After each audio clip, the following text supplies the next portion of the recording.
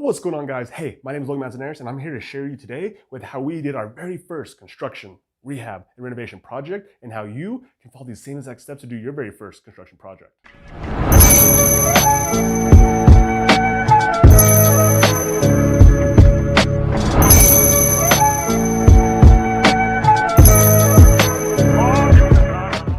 So if you're new here, my name is Logan Manzanares. Me and my wife, we currently own over $4.5 million of real estate.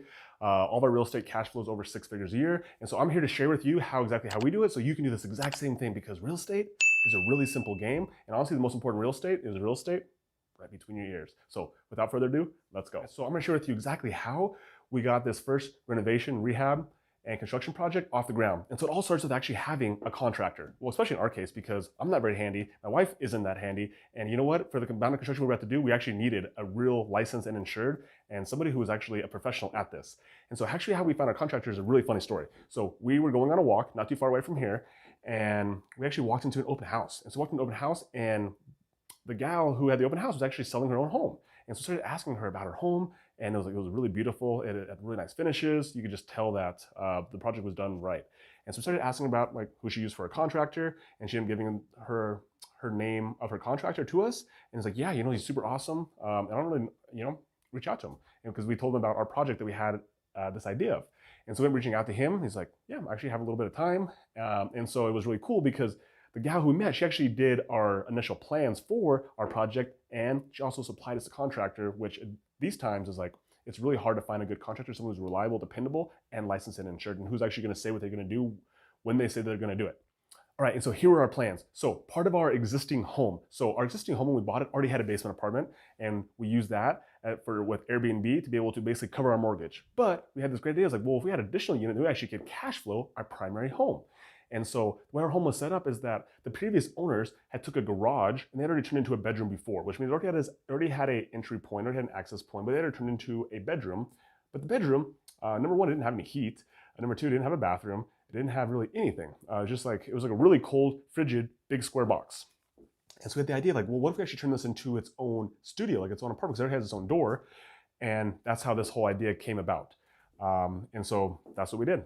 And so here's kind of what the timeline looked like. So we started the planning process with the city in June of 2020. And so that process, there's a lot of stuff that goes into it, lots of paperwork, lots of putting things in, applying, requesting, calling the city to just try to get them to push through the paperwork. And finally, 4 months later, we got a building permit and some approval to start actually doing construction. And so that's when our contractor started construction, was about mid-September.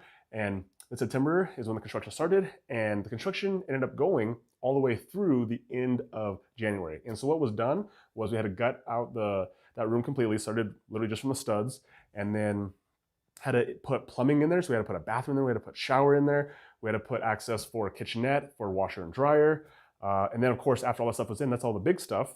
Then we had to put sheetrock back up, we had to put flooring in there. And those are the big things for the construction. And so the construction lasted till about the beginning of January, and then from January to about the end of February, we were still waiting on some licenses for the short-term rental. And then we actually were furnishing the home, because anytime you do short-term rentals, you need to furnish the home as well. And so then we were furnishing the home. We hired an interior decorator, or interior designer, and she ended up furnishing the home. Looks really nice, really pretty. You can see some of the pictures up here right now. And so basically what this unit turned out to be 315 square feet, which, if you need some guidance on what that looks like, it's about the size of a hotel room. So about 315 square feet, has a kitchen, it has a bathroom, it has a shower, it has a sink, it has a washer and dryer hookups in there, and its own access point. So it's really cute, really cozy, and that's what it turned out to be. And as far as the cost for this whole project, we were all in about a little over $40,000. You can see the exact number right up here. And so all those costs included contractor costs, it cost materials, it costs appliances, it costs the furniture, basically everything you can think of. About $40,000 is what it cost for us to actually create this unit. And so I'm happy to say 7.5 months later, this thing is killing it, right? It's killing it. And we listed it on Airbnb, we listed it on VRBO, we listed it on booking.com. And so just through Airbnb, this thing has done almost $24,000 in its first 7.5 months, which that run rate is a little over $30,000 a month.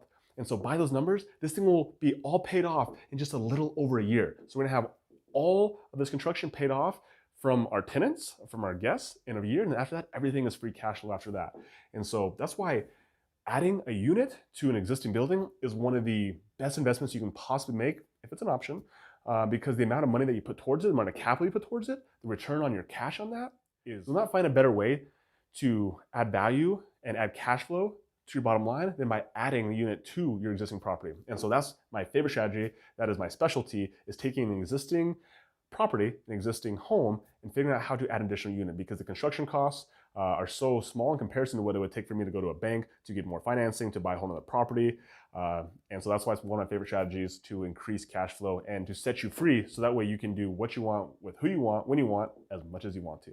So hopefully this got you excited, got you thinking about like, hey, how can I turn my property into another unit? How do I find an opportunity for me to make some more cash flow? And so that's what this whole channel is about. So if you liked what you're hearing, please like, subscribe, all the good stuff. I'll be pumping out more videos and sharing more of these case studies with you and showing you how you can do the same thing. So my name is Logan Manzanares, and I'm out.